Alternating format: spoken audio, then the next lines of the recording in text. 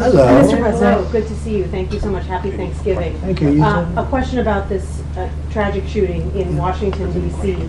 U.S. officials say that the suspect worked very closely with the CIA in Afghanistan for years, that he was vetted, and the vetting came up clean. He went cuckoo. I mean, he went nuts.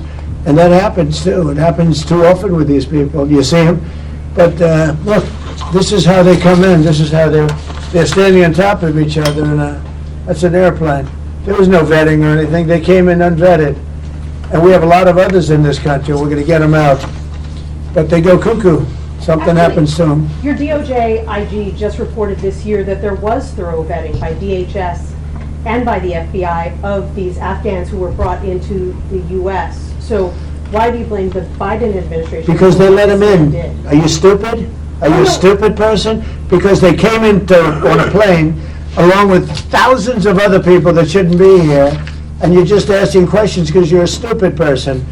And there's a law passed that it's almost impossible not to get them out. You can't get them out once they come in.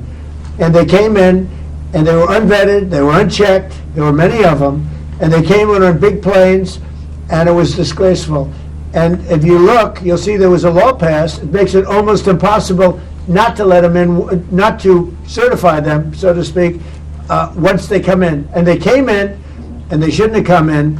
And frankly, the whole thing was a mess. The whole Afghanistan situation was a mess. It should have never taken place.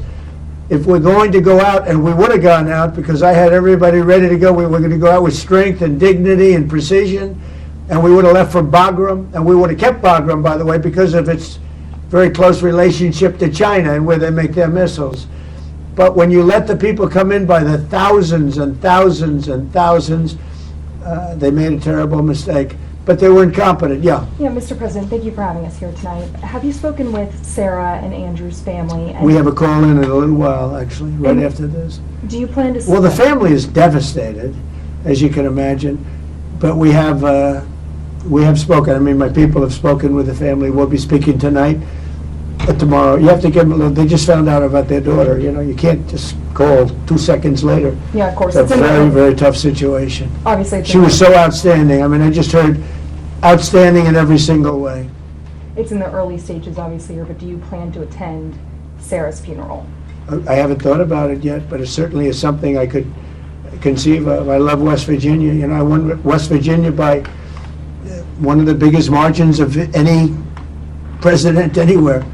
And it's, you know, these are great people. I love the people of West Virginia. I love the people of our country. But I haven't given it any thought, but it sounds like something I could do, yeah. It's very raw.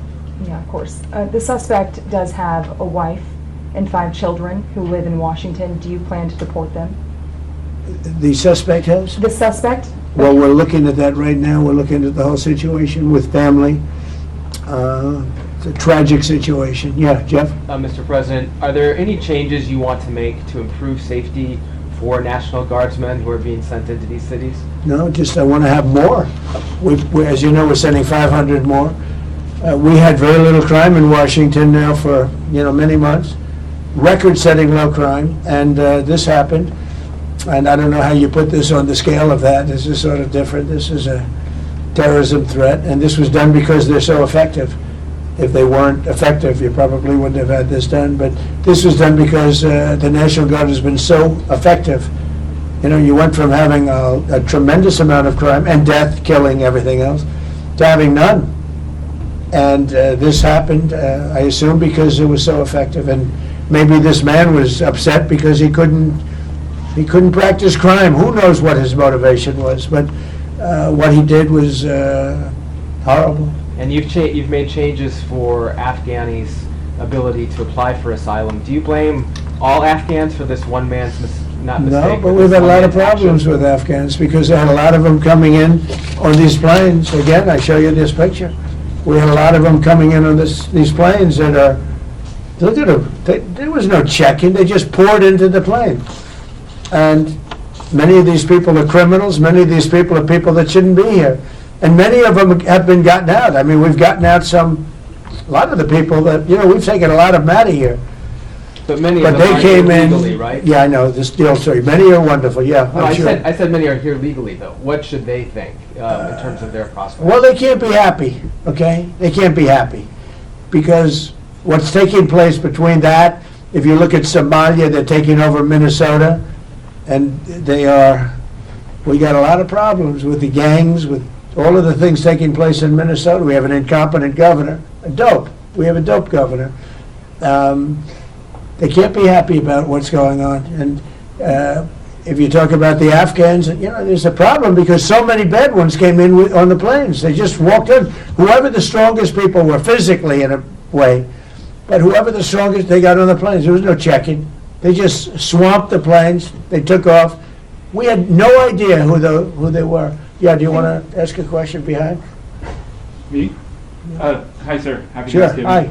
What do the Somalians have to do with this Afghan guy who shot the National Guardsman? Nothing, but Somalians have caused a lot of trouble. They're ripping us off for a lot of money. There's a tremendous amount of money going back to Somalia. What the hell are we paying money to Somalia for? But they're ripping off our country at a level that few people have been able to see before. That's about the only thing. You talk about competence. We have Ilhan Omar, who does nothing but complain about our country and our Constitution. And she comes from a country with practically no country. It's devastated, it's crime-ridden, it's a mess, it's a disgrace. And we took their people at a tremendous, we're not taking their people anymore. We're not taking their people, and we're getting a lot of their people out because they're nothing but trouble. Okay, thank you very much, everybody. Go ahead.